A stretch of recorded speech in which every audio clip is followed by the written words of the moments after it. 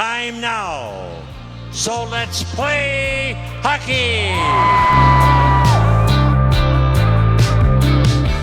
Well, aren't we a bunch of overachievers? We just make podcasts constantly. We're animals. We're back at Let's Play Hockey. Say it with me. Let's play hockey. God, that was, you guys really gave a lot there. I think the Wild will have us come down pretty soon and do that. So we're back. We're basking in the glow of the state tournament still. We're recording this the Friday after the tournament. Big expo for Zolman. Great tournament. Record-breaking crowds. Lou Nanny, Sinatra playing, standing ovation. It was pretty special. This is a jewel. We all know it. We're all talking about it. But why don't we just start? Let's give me your reflections on the state tournament, things that jumped out at you, things you loved, things that surprised you. Let's go around the horn here. Well, I didn't get to watch. I'd never get to watch a lot of it. So I got to kind of watch highlights and get recaps and stuff. I did watch a title game, pretty good hockey game. I thought Bertram was the difference. He just played with, so much confidence. And they got a power play when they needed one, and they buried one. So either team there could have won it. So I was able to watch that game. That was a good game. A lot of good players on the ice there. It's good to have our good players playing on that stage, and I think we saw that. I think that's what the tournament kind of showcases, so that was good to see. Class A, I wasn't able to watch that game. I was not surprised by the outcome. That top line is just really good, and there's only two juniors there, or only one senior, so two of them potentially coming back for Cathedral. See if that happens. Hermantown, gosh, they've finished second quite a bit, and they'll be back, no doubt about that. So I think, judging by the crowd at the expo, it must have been pretty dang good next door too. So, a lot of good hockey. What do you notice, Bonin? Well, we talked a couple weeks back, about depth to any of these teams, and it's double A or A. You do need a top line. I think the St. Cloud Cathedral really sticks out in my mind of they were hot, but they also were good, and that can be a coach's nightmare. Because another team with a top line, and then when there's depth, that gets you in trouble. Because you can run into a hot goalie here or there, but it's really hard to stop, three players that are kind of in tune. I think that carries over into the double A. I don't like low-scoring games typically. I always think there's something up, and we'll talk about the refs later. But you had two really good goalies, Channy Dinah, and then they had depth. And so that just sometimes kind of a free-for-all. You're going to need a bounce here or there, and that top line for Chan is outstanding. But we also talked about 3 games, 3 nights. And, you get out, your first shift is always very important. You kind of feel it or you don't feel it as a player, and you go a little long, and that can cost you, especially 3 games and 3 nights. And sometimes you go out and you're like, oh boy, it's going to be a tough one. And Edina's always just deep. And they play a very methodical game. They've been there so often, behind the bench. I think those guys are probably really good at just, boys, stay calm. Just keep going. And they did it again. They did the same thing again. And for all these Edina teams that are, deep and just got great individual players, they had a great goalie. I mean, he was rock solid. So for this Chan team with 17 seniors, I felt for him. It is that time of year where everybody hates Edina, and this year especially, John. But you got to hand it to Edina. They beat Benilde, they beat Wayzata, they beat Chan. That's impressive. I don't think you can argue that they're the best. They're the best team. They proved it, right? Yeah, and they took Tonka to the edge. So you can't say they didn't beat the beast either. Right. They didn't get their chance in the state tournament. So that's impressive. When you look back, that's just they play such a tough schedule too. Hats off to Giles for putting that thing together. Do you think the goalie was the difference or coaching? Because I was at the game, and I had made a wager. Guy kind of bullied me into it. $100. So I'm like, that's kind of a lot of money just to be on a high school hockey game. He's just chirping constantly in my phone, like, this is going to be 5-0. Edina's dated. The game has passed Giles by. And those first couple periods, I was like, oh, man, every high danger chance is Chan. They look fast. I'm like, oh, my God, are we a relic? This is the new age, And I swear to God, he came out in the third period, puck possession, all Edina. It was almost like when an NFL coach goes in at halftime and it's like, okay, here's what they're doing. And so now we're going to do this, and then this is going to happen, and then we're going to win. So I'm just curious. The goalie was great, don't get me wrong, but I really thought their system completely changed as the game went. They had tons of puck possession. There were no danger chances as the game went on. I mean, there were some late with the pulled goalie and everything, but I mean, I just wonder how much Giles had to do with that. Well, they're experienced behind that bench. And I think part of the experience is recognizing these games and your team as and how they respond throughout the season and then in these big games. That, I talked with a couple of the guys at the Mr. Hockey Banquet too, and you could just tell they recognize they've been there, and that's what it means when you've been there. You've seen the greatest team ever come out and lay an egg in a first period. You've seen a team come out in the first period be the best, and then you get beat by a team who's not as good as you. And you start to recognize how to manage your players. Edina's got an expectation. I think a lot of these players probably have experienced it in years past, so there's where the history plays into it too. But I'm guessing, yes, the right coach can come in and calm players down and say, yeah, we're getting outshot 15-5. But I don't care if they get another 15 shots like that. We're not worried. Bertram's got us. And the players sometimes recognize that. And when a coach panics, and most do, they're just human. When you panic, the players panic. We could talk about probably several of the section games, probably several of these section finals. We only had one number one seed make it, and I'm not sure Grand Rapids was really a number one seed. So if you think about it, there's a lot of upsets. What was happening, I believe, is coaches couldn't figure out why their team wasn't playing the way they're playing all season. Well, that's because the other team's pretty good. The other teams. And they're high school kids. Yeah, and so you see that a lot of times in state tournament. First period's kind of close, and one of the teams is thinking, this might be close tonight. Yeah, just Chan's getting warmed up. So-and-so's getting warmed up. They're just going to keep coming. But coaches can really affect their players that way. We got to teach how to score a little bit more. Is another one of my thoughts. And so oftentimes people have opportunities and they don't take advantage of that. Coaches know that. Just give them the shot from the outside. We'll be okay. Well, they won it on a shot from the outside, right? But it's 1-0. You go in the locker room and you reassess things. We're down 1. The next goal is huge at that point. I think coaches go in the locker room after each period and they come out with maybe a modified plan, so to speak. As long as you're in it, you just try to keep playing your game. But you notice things. You're like, hey, we can't let 14 do what he just did, or we can't let 7 get behind the D. Then they're aware. So I think a lot of that probably goes on.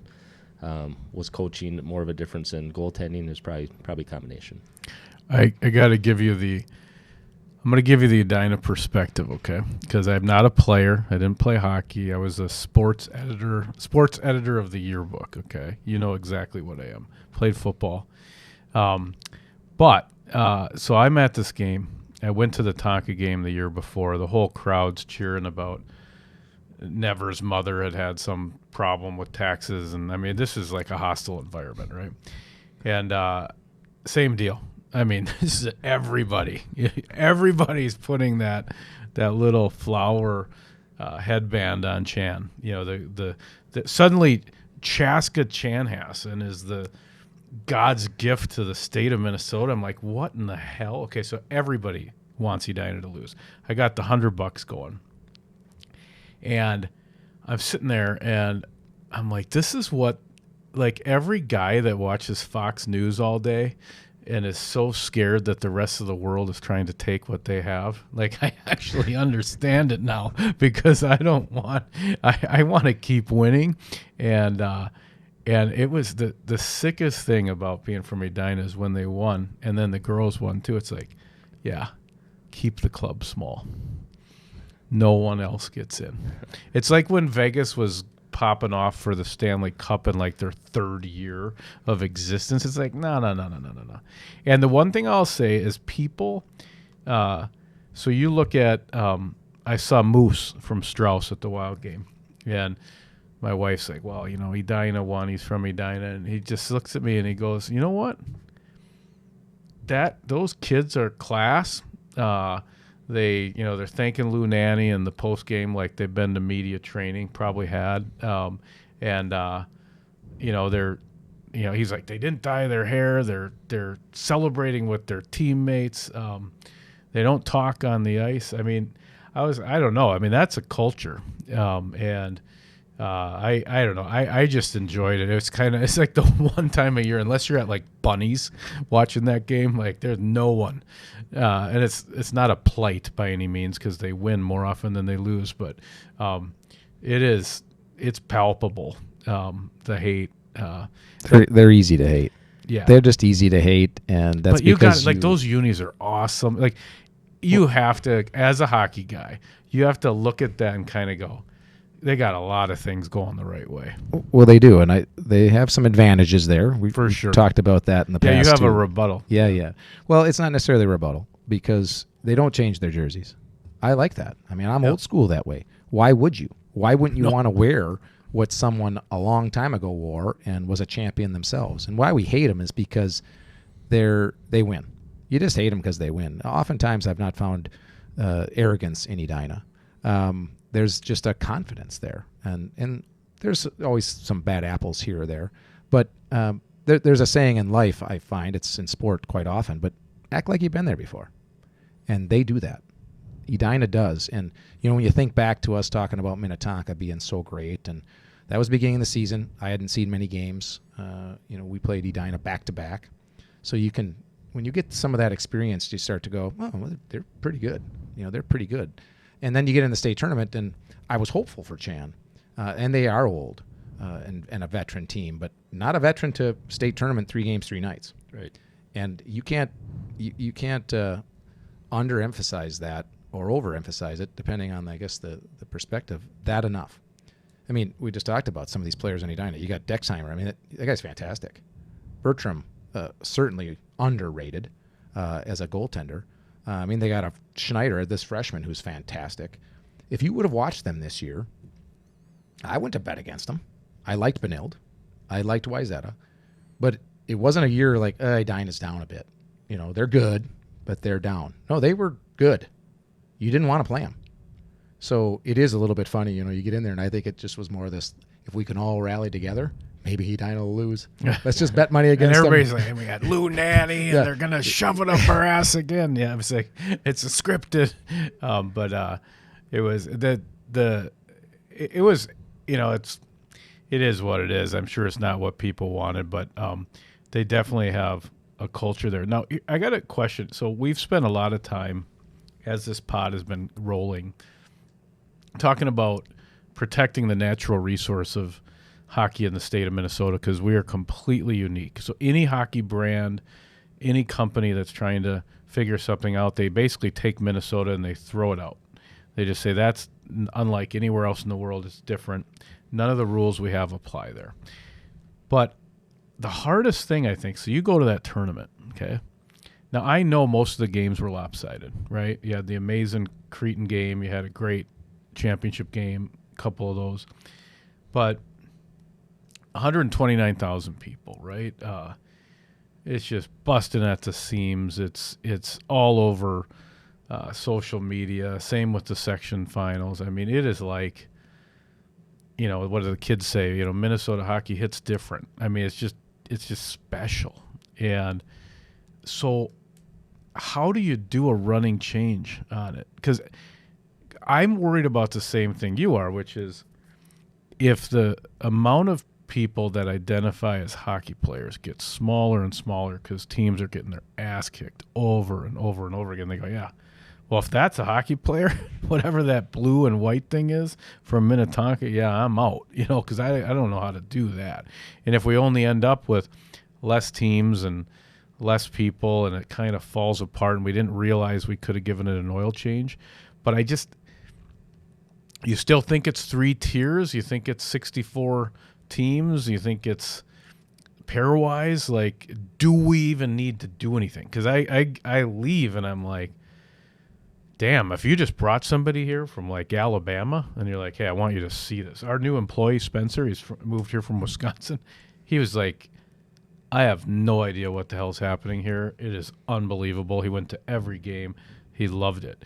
So don't fix what's not broken. Is it broken? I mean, talk to me. Where are we at on our thesis? I don't think it's not broken by a long shot, but still, you drive in a car for a long time. You still got to tune it up once in a while. You got to make sure, like you say, change the oil every once in a while. So, yeah, I mean, if you don't change with the times and with the way things are going, sometimes you get left behind too. Right now, Minnesota high school hockey, we're in that pole position. How do you stay in that pole position? And how do you stay ahead of the pack? And how do you, you certainly have to be willing to change. I'm not saying you have to change, but you have to, I think you have to listen. You got to look at some ideas that are out there. And you got to really protect the resource, which is the high school hockey player. And I think by doing that, you have to make sure that there's opportunity across the board for, it shouldn't matter where you are born, where you live, are those opportunities really, we're almost just seeing pockets now of where the opportunities are at. And that's why kids are moving, because they feel they don't have an opportunity in one spot. Well, I got to go here to have an opportunity. Well, is that what we want for the high school hockey player? If it is, then don't fix it. So play this game for me, both of you, and I'm going to play devil's advocate in a second too. So 5 years from now, 7 years from now, what does the state tournament need to look like to be just as healthy as it is today? Is it the same? And just talk me through, if you had a crystal ball and a wand and you could just make a couple little tweaks, and 7 years from now, tournament is stronger than ever, what have you done? You get to play God. What do you do?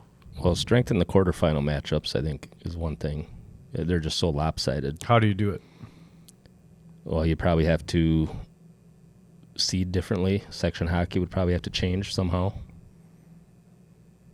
Yeah, I think small adjustment there is needed.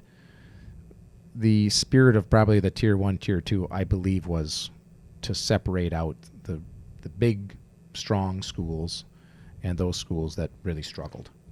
I believe it was probably in an attempt to build up those smaller schools, like Red Wing, where a guy like Johnny Poole came out of, and say, you know what, this is silly. Why are we having those guys play? Hastings and Park Cottage Grove, and I mean, these are lopsided games. Let's give them an opportunity to play like talent. And within the community, we've seen what the 2 levels has done. I think I've said this before. I've seen and heard that, Warroad, Hermantown, I believe St. Thomas was kind of doing the same thing. It creates a buzz. You're successful. You're making it to state tournaments. I would have thought you'd rather be in the AA and play against the best teams. It's not necessarily true. At least that's what I see the result being. So it's time for Hermantown, Mahtomedi, Warroad, St. Cloud Cathedral. You're coming to with the big boys. It's time to do that. You don't get a choice. So some sort of ability to re-rank. We have a lot of really strong teams. I don't think it needs to be maybe 40 teams. It could be 64. You just got to give an opportunity below it. So what does it look like, John? To me, it looks like, to answer your question, Brian, a competitive first round, because the teams will be quite balanced. And if there's some upsets, there'll be upsets. We'll still have that, but I think it'll be much more balanced. You can't in my opinion, you can't have, especially at that A level, teams that are playing AA schedules against a team that has not played a AA schedule. You know, they show up and they're thinking, we got a hockey game today, and they don't even know what they're in for. So I think there's a way to do that, because that's, I believe, why we went to 2 classes. Now, I could be in error there, but we're in 2024, moving into 2025. Time to think about that. You can see how terrifying it is to do anything, right? Because Yep. even with the sections, okay, so if I'm playing devil's advocate, I say all these teams that are in these lopsided quarterfinal games, they won their section tournament. So they had this amazing moment, okay? So a lot of what we're talking about is really protecting maybe 16 schools or whatever. Maybe it's something, I mean, really. And you could argue, if I'm the state high school league, well, the way we got it set up, sorry, Wyzetta, Benilde, Edina in the same section. Sorry, Tonka, Chan, whoever else in the same section.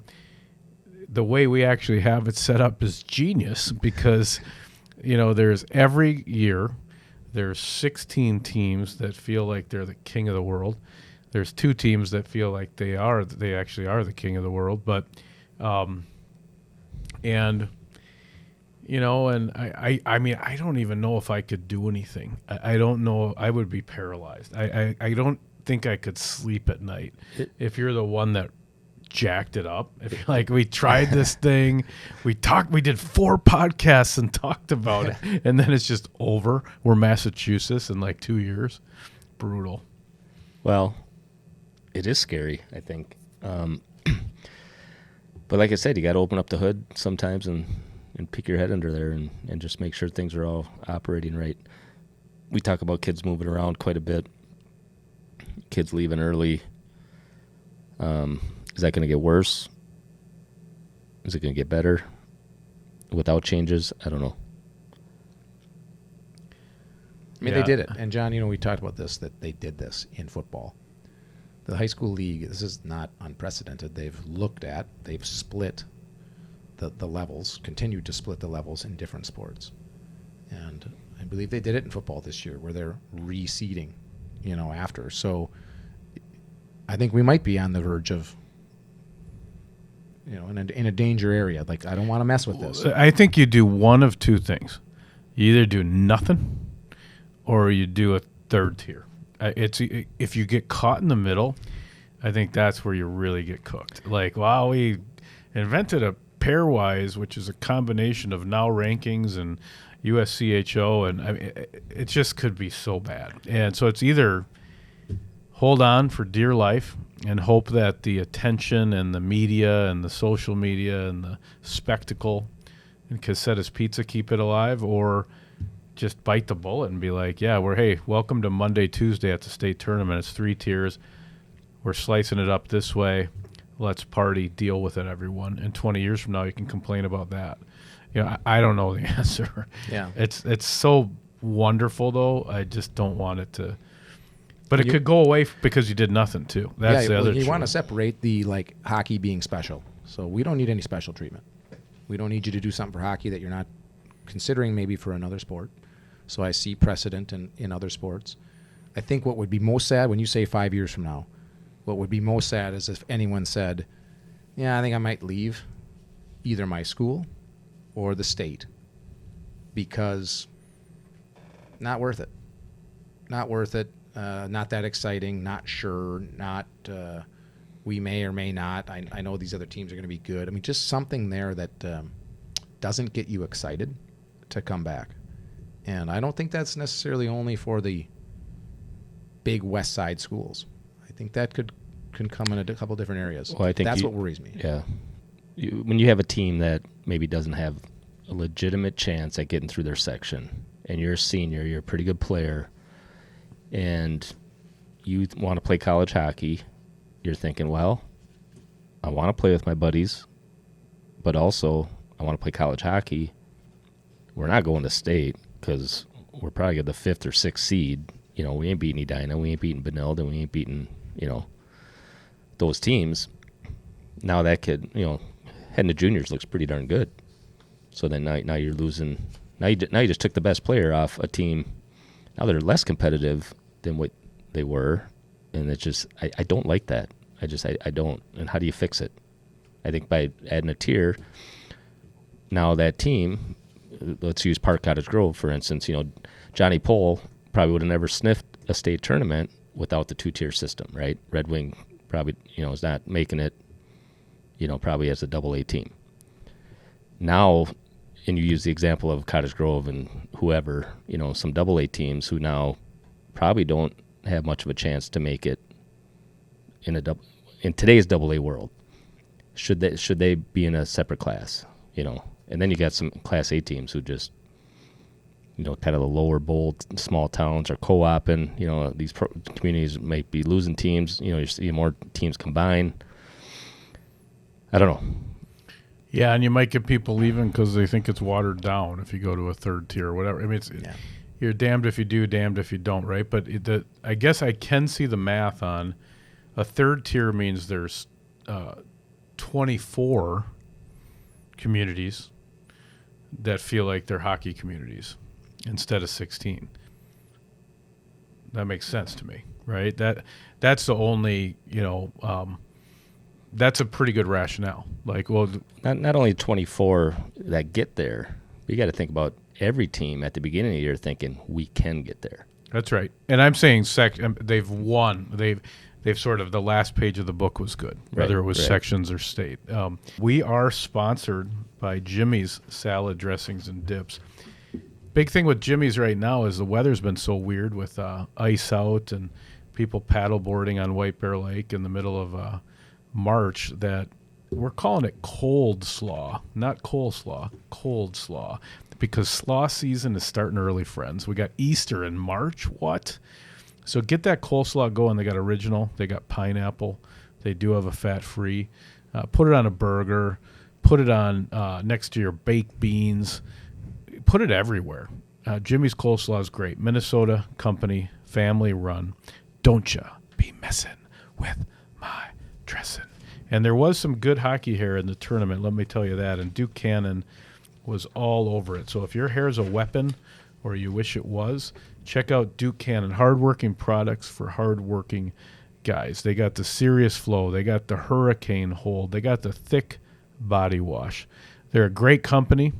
Minnesota company, again, by the way, do a lot to support the U.S. military as well. Check out Duke Cannon. You'll see them at Target, Walmart. They're all over. Check them out online. That's Duke Cannon. Work harder, smell better. All right, we're back. So let's talk about this ref thing. I know it's a bee in your bonnet, so you just there.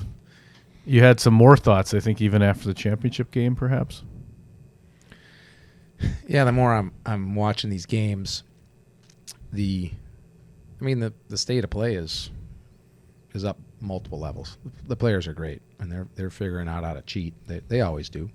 But what I'm finding is that there's a lot of play where extra sticks are involved. Too much slash and not enough control on the player, which is needed at the levels above.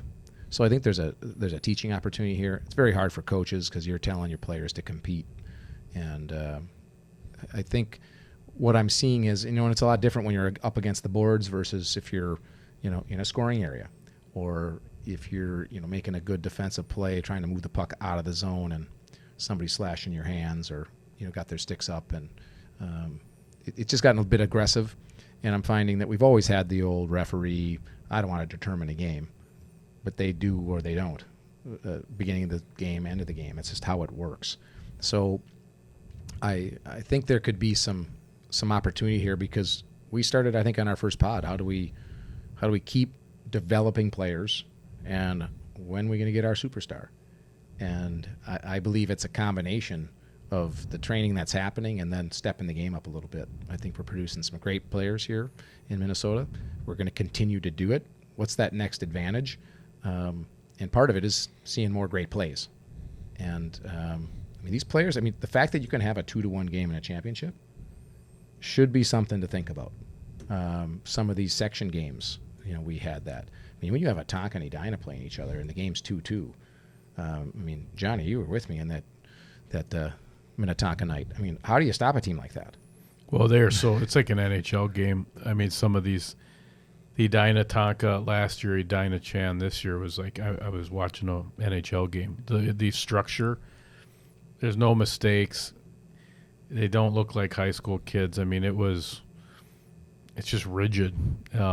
It's still really wonderful. I mean, usually a lot of the reason you like high school hockey is somebody might put their head down or make a mistake or whatever. But when you get to that championship game and you get a 2-1 between two heavyweights, it's a steak dinner. Great hockey game. I think that's my favorite score in a hockey game is probably 2-1. Maybe 4-3, 5-4 is fun, but when it's a championship game, it almost feels like 2-1's a pretty good score. We should talk about Mr. Hockey. Okay, so going back to the best of the best. Tell us about the guy who won. I know he was on the Galacticos in Minnetonka. He would have been one of the numbers I picked out watching Hill Murray and Tonka go at it. But what do we know about the young lad? Well, he's good. He's a good player. He's got size. He's got skill. He can skate. He can move the puck. He can shoot. Was he head and shoulders above the other 9? I don't think so. I think whoever was voting, I bet it was close. I have no idea. Does he deserve it? Absolutely. And what's his name and where is he going? Hagen Burroughs, and he's going to Denver. Yeah, I think. I'm pretty sure.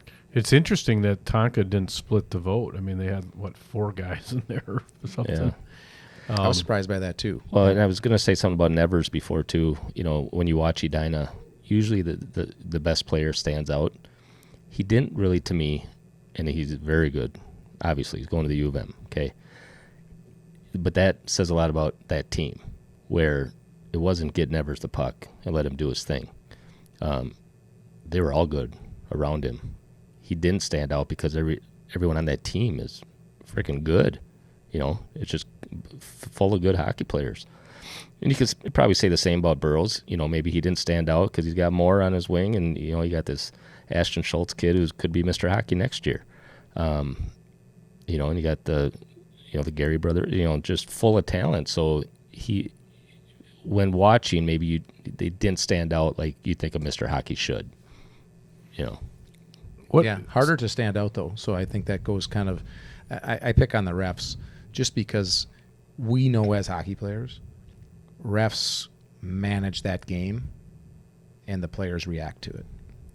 If you're able to get a couple elbows up, you're going to keep getting a couple elbows up. If you're able to get away with a couple slashes, you're going to do that. The second you can't, the game changes a bit, and it just forces more honest play. I'm more of from that train of thought. I don't know. Maybe some people are going to disagree and say we need some tougher guys, in juniors and in college. And I don't know. It doesn't seem to me the NHL needs that. I think Jake Gensel is. I love that. The NHL seems to love it. Kirill, we love that. Kirill's unbelievable right now. Talk about his Russian friend. What the heck? That's going to be fun, huh? So I think there's an opportunity. Again, look under the hood. We got to look under the hood and re-examine a little bit what's happening. These athletes are just so good. I mean, Hagen Burroughs, he had 19 goals this year. I say 19 only because you would assume on a team like that he's going to have 35 goals and 80 points. But it's still hard to produce. It is difficult, and sometimes it's a bit of, I think, some cheating that's taken place, and we're pushing it. We're pushing that because that's the way to win. It's the way to win your section. And if you're down a bit against Tonka, you got to do everything you can. I guess I like seeing great defense. I don't like cheating. And I think we're getting away with a little bit of that, and we need to teach these kids, kind of the proper way there. And that comes from the referees first because it's just too hard as a coach. But that's probably a longer opportunity. When you say cheating, what do you mean? Well, if you know, when you're back checking or forechecking someone and you can get your stick up a bit and disrupt their hands and their timing, it's extremely effective. You're saying NHL pre-obstruction, basically. Yeah. That high school hockey has not. If you look at the skill game in the NHL, because of calling the game different since 04-05, you're just saying we've got an antiquated ref system, and there's still just plenty of BS going on in the high school game. Yeah, plenty. I mean, it's not the worst thing. We don't have to, grill anybody on this. I just think there's an opportunity there. You know what an experiment to do would be? Have NHL refs call a high school game and just see what it looked like. Yeah, and see what the would be players would say afterwards. Like, were there more penalties or less? That's kind of interesting. Yeah. I wonder how you would pull that off. But I never really thought about that. That makes sense because it's basically like a parochial, how do you say that, parochial system. I mean, these are not NHL refs, right? They're people doing a good job, but I mean, it's different, right? It's not like their entire life looking at video and seeing what they're not supposed to call and what they are supposed to call. Is there any fraternity to the Mr. Hockey thing? Like, I watch these Heisman House commercials and Tebow and all these guys. Is it a club to be in Mr. Hockey? Do you feel close to the people? Do you go to the event each year? I know you were obviously a Mr. Hockey, so is that a thing, or what how does that brand work? Yeah, the group isn't so tight. I think part of it being, probably for me now, just age. Busy doing a lot of other things. It's a busy weekend, though, so often you'd think that a lot of hockey guys would be able to come back. This year was the 40th anniversary, so they tried to pull back a couple of the players. So it was fun to see some past winners and past finalists. It used to be 5 finalists, and now it's 10. I like that they recognize more players, and they're now doing goalies, top defensemen. So that's good stuff. So yes and no. Minnesota's always had an interesting. I think maybe even at the University of Minnesota playing. We have so many hockey players. You see so many people here. You're running into each other all the time. It's made it harder to have fraternities, I think, in kind of any realm of Minnesota hockey. It'd always be interesting. I know in White Bear Lake we've tried to form kind of a high school, a kind of alumni group. Yep. It's been formed the last couple of years. And I don't know if other high schools do it or not. I think sometimes it's just you just assume you're going to run into people. We'll see you at some point down the road, and we do run into each other all the time. There's so much hockey going on. So it's not really they invite, all the winners back each year, if they're willing to come, and I think even the finalists. So they've done a really nice job with that. It's great that they recognize both, Miss Hockey and Mr. Hockey.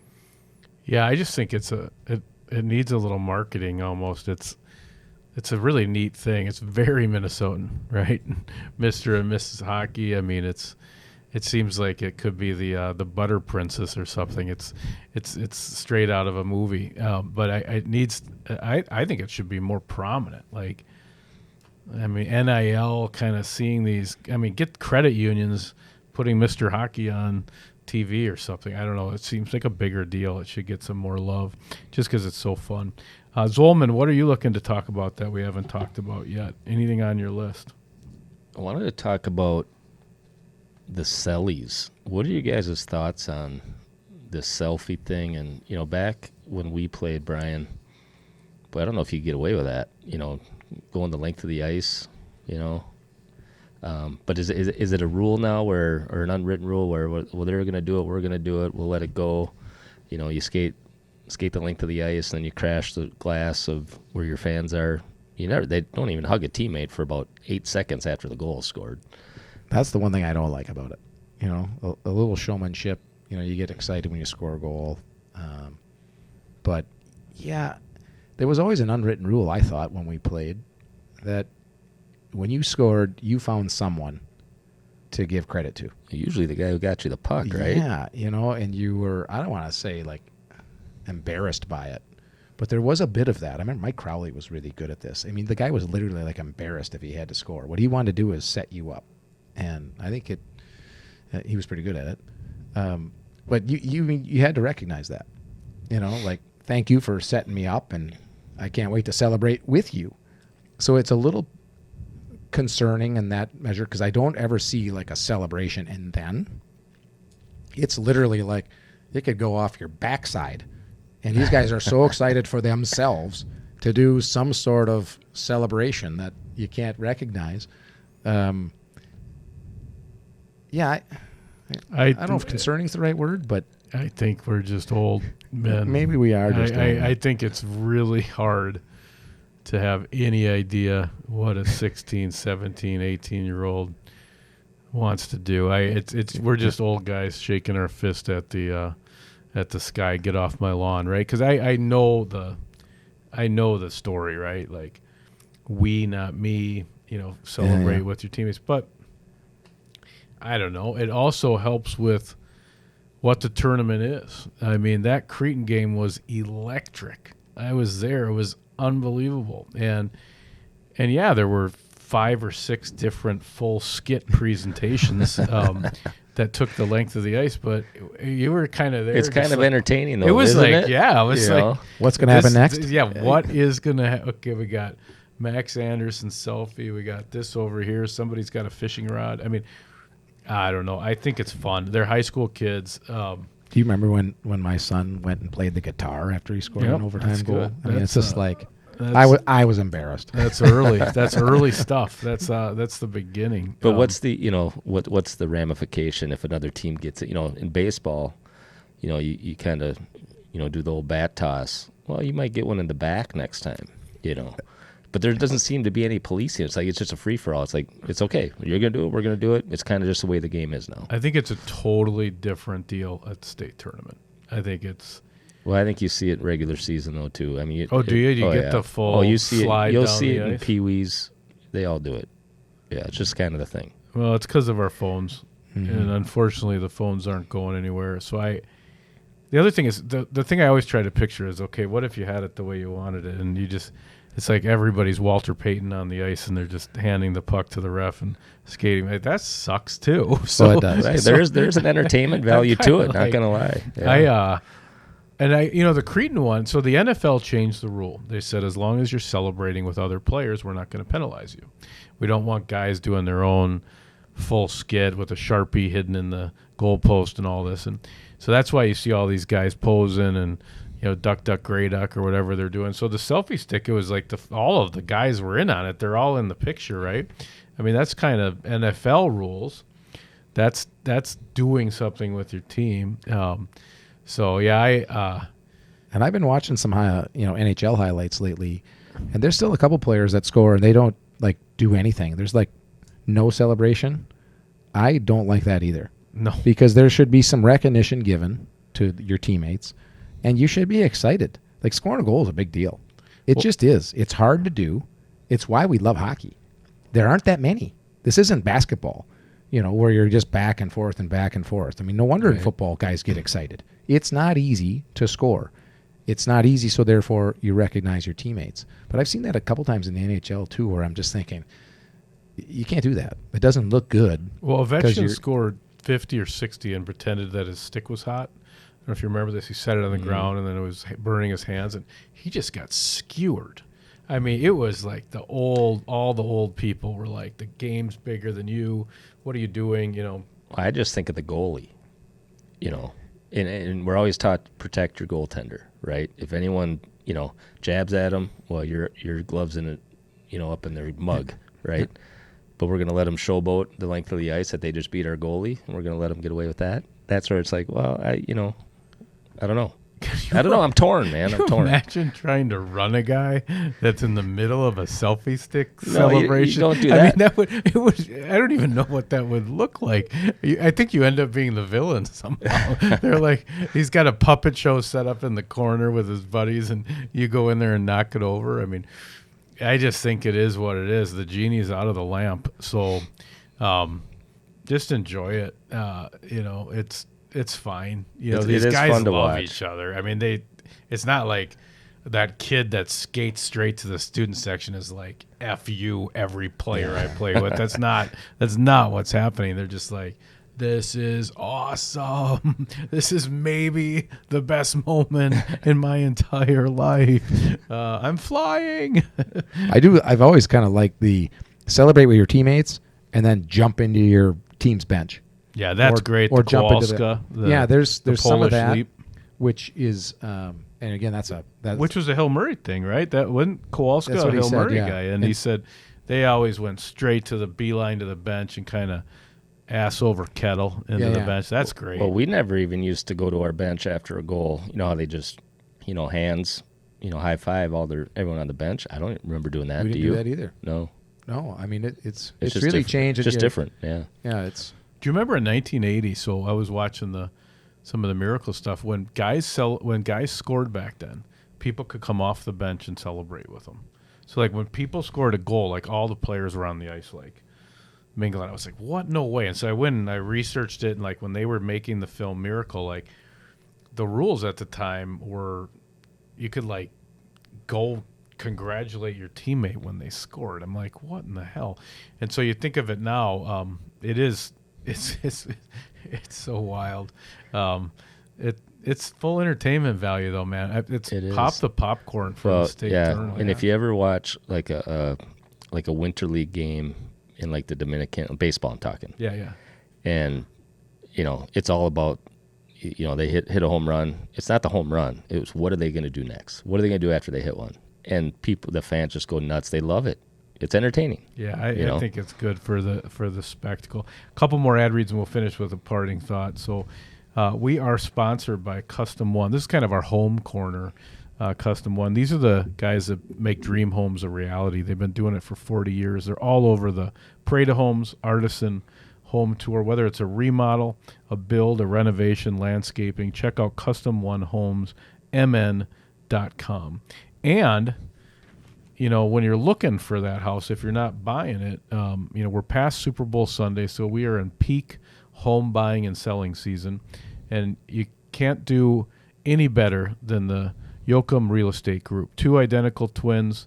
Their wingspan is the same size as the guy on the billboards if they stand side by side. One of them's a lawyer, the other one's a creative. Living proof that two heads are better than one, and that your one-stop shop for real estate needs is actually two people. So don't leave your biggest asset. Don't roll the dice. Think twice with the Yoakum Real Estate Group. Check out Yoakum Real Estate Group online. They're the best. So last thoughts. I guess we don't know. We're in a weird in-between phase, right? So there are some state tournaments still playing out at the younger levels, but now you got you're going to be in a different world, right, from a hockey standpoint. With Jude. Jude was a senior, yeah. Yeah, I'm a free agent. So you're a free agent. I'm a free agent. So we'll have to figure out. I could end up at Edina maybe on the bench, running the forwards. Grandkids. But what are any parting thoughts? I've enjoyed doing this with you guys. I hope people are liking it. I think I just get to kind of move stuff around. You guys got the opinions, but tell me. Well, first of all, this is pretty hilarious. You got a 64-team state tournament field printed out on a piece of paper in front of you. So you actually tried to figure it out. I think I did figure it out. Okay, yeah, I figured it out. Some schools going to be mad. What were the surprises? Who got snubbed? No, I didn't get that deep yet. I want to make sure we had 64 teams, but it's. I think there's a great opportunity there. We'll talk about that more later. I think we were going to leave it with like next year. Who are the teams, let's talk. Wait, what do they call them? Way too early predictions. Yeah, way too early. So I'll go my list first. I think Moorhead, Stillwater, Shakopee, Cretin, Rosemount, Hill Murray. You never want to sleep on White Bear Lake. I think another road we got some coming good. through. We got some good strength in White Bear all the time, and they did it this year. So, but it always is exciting to think about what that might look like. I just hope there's not too many players moving around. Stick with your commitment and see where that leads. This year was a good example of that too, with all the upsets. There's opportunity, and even if they make a change to 64 teams and resection and reseed after sections, whatever that would be, there will be opportunity for upsets. What about you? Who do you get your eye on next year, Zolman? Well, you never count out the Hornets, right? I think they've taught us that now for about 30, 40 years. They'll just reload. Shakopee obviously has a ton of talent, young kids. Simpson's great. Is he coming back? Those teams, $1 million question. Chanhassen faced it this year. Minnetonka, a lot of those teams are like, well, who's coming back? That's going to determine our success. Rogers, I think, has got a budding program there. So you watch out for them. Maple Grove. It kind of the usual suspects. I think Hill Murray, they got a couple blue liners there that are very, very good that I think is going to carry them next year. They were young again this year, so I think they'll be right there as well. So Minnetonka, I don't know. Chanhassen's losing a ton, but with the open and roll and all the stuff, you just don't know. I mean, you really don't. It's kind of fun, but at the same time, it's, I don't know. Yeah, I think Moorhead's going to be a big deal with that kind of Cullen. You can kind of see these generations coming up, right? The Cullen kid, Vanek with his boys in Stillwater. So I think you're going to see Stillwater, Moorhead. Never bet against Mahomes in Edina, so he'll probably find his way in there. And I think really, and then the Shakopee thing, they're benefiting from Hockey Day Minnesota next year, so that should keep some players home. That's a pretty special season when you get to do that, so that should be a little bit of an insurance clause on them keeping their talent. But it's going to be fun. We'll do it all over again. We'll figure out when we talk to you next. We've enjoyed starting off this Let's Play Hockey podcast with you. We hope you've enjoyed it too. Signing off for Brian Zollman from Let's Play Hockey, Brian Bonin, Mr. Hockey, and John King, I guess, Mr. Hockey Hair, if I have to be something. Thanks for joining us. This is Let's Play Hockey Pod. It's time now. So let's play hockey.